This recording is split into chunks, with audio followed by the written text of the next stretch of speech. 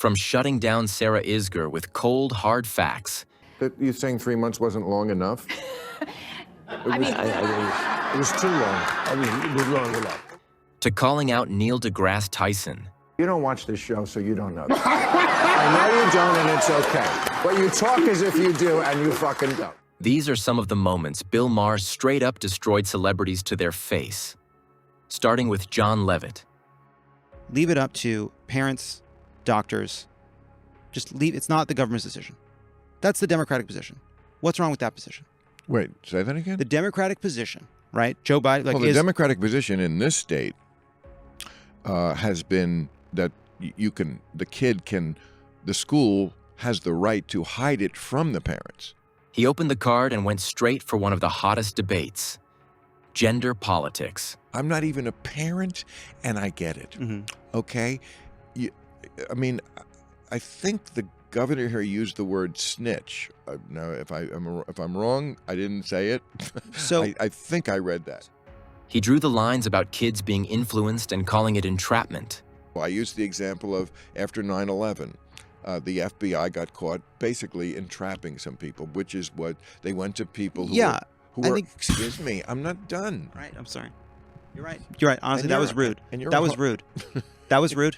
Bill, finish. You're explaining how being trans is like being recruited into Al-Qaeda. Bill didn't let it slide, correcting him with facts. That's glib and absolutely 100% glib. Stupid and glib. It is. Yes. Because it's not true. Right. And you didn't even let me get through the You're thing. right. And now I got to go. You're just going to leave? We're in the middle of a debate. Yeah. No. Okay. I'll finish this.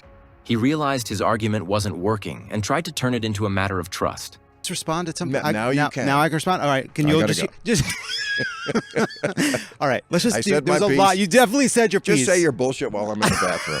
Just stay for 1 second. Okay. I'm kidding. Unbelievable. What we're talking about is a very small group of people that just want the opportunity to live and express themselves. And there is a war on that group of people from the right to make salient extreme cases, edge cases. He kept interrupting him, and Bill couldn't take it anymore. You want the government to ban gender-affirming care for kids? You want to lose every election? Just keep coming down on the side of parents coming in second in a who gets to decide what goes on with my kid contest. I'm not. Let's you got to go. That's good. That's it. You're just leaving? Go. Yeah, I'm just leaving. Up next is the 2.5 Men star John Cryer and his views on gender-affirming care. Just start with the fact that America does this in a way nobody else does. That doesn't mean, I'm not saying it's necessarily definitely wrong, although I do think it is, but no other country does self-diagnosis by children, no age limit. That's not what's occurring. That is what is occurring. John tried to get technical, throwing out medical words.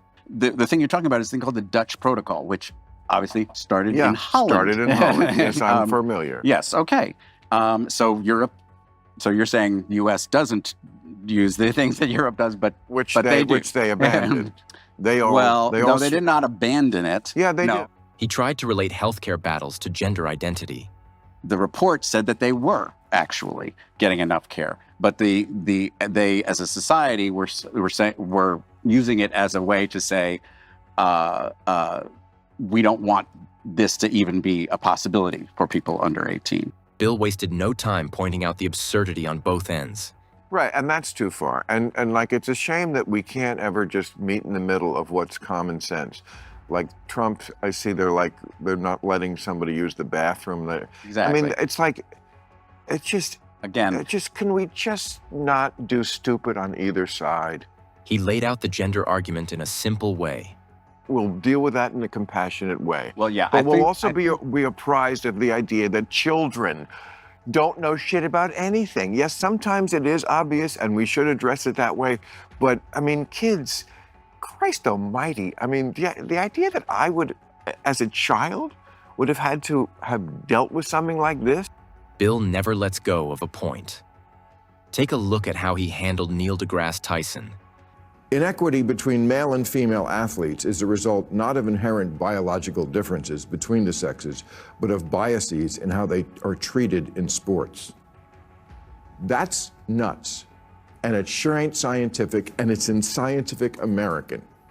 And that's why the Democrats lost the election. It's true.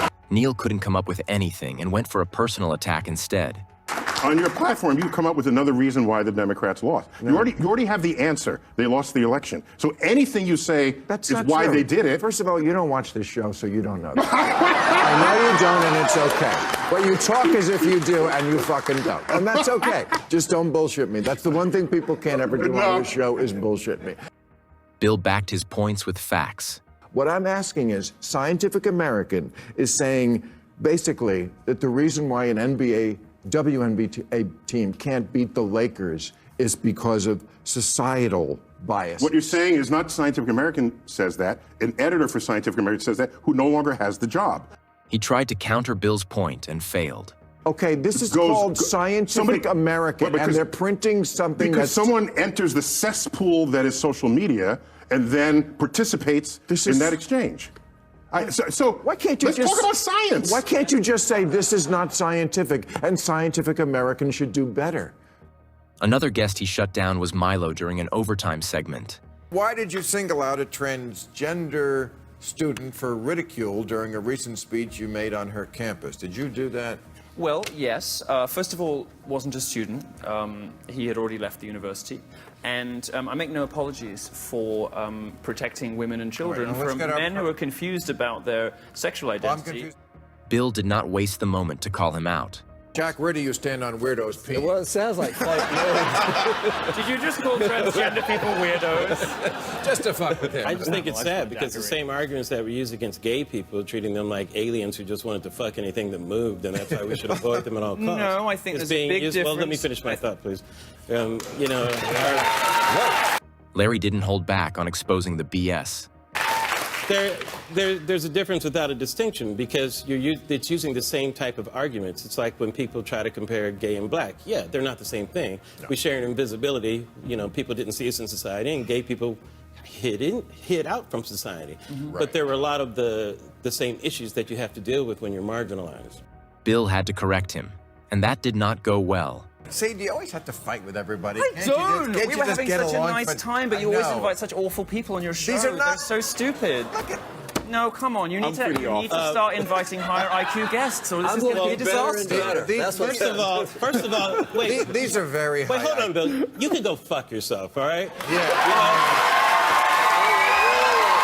He even dropped a piece of advice. This is the beginning of your career. People are only just starting to hate you. I've got so many more years. I'm just saying, you have the potential to morph. I mean, you remind me like of a young, gay, alive Christopher Hitchens. But you got to lose that kind of shit. Next up is another overtime segment with Sarah Isger. This was the problem. You know, there was a 2014 study that showed that Fortune 500 companies were more likely to pick a female CEO if the company was struggling, basically setting women up for the big job, but to also fail. If they did well, fine. But if they failed, like, look, we have a female CEO while failing.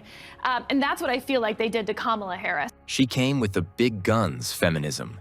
He drops out after a catastrophic debate performance, and they set Kamala Harris up to fail. That was a 3-month campaign, and she was supposed to introduce herself to the American people. No wonder people were Googling, did Joe Biden drop out? And so... No. No. You're saying 3 months wasn't long enough? It was too long. Bill had a different take on the whole situation. It's not that they didn't have time to introduce. They met someone and didn't like them. You're either the person who's Googling the day before, did Biden drop out? Or you know in a week. You know, did anyone in this audience not know enough about Kamala Harris pretty much after a week to make a decision? Yeah. She asked a question that seemed like a direct hit. You're going to tell people they can't talk about politics. What? How with free speech that I know you love? Yeah. How are you going to limit people's ability to run for office? I'm not limiting. We're not making a law. Bill, are you? Isn't there somehow ability to reduce the amount of money involved in politics? Get rid of super PACs by making it no limits, full disclosure. 24-hour disclosure. We could fix democracy in a minute. Bill ends the conversation with an obvious point. Why you have to make all these excuses for her? This, like I said, all this was this week was people who said, "Oh, she ran a flawless campaign. How ridiculous!" Or it's sexism, it's racism. This is an old playbook. Yes, I didn't say any of those things. I know, but I've heard a lot of these things, and like I think America's perfectly willing to elect a woman. They just didn't like the last two that were put up. What was your favorite Bill Maher moment? Let us know in the comment section below.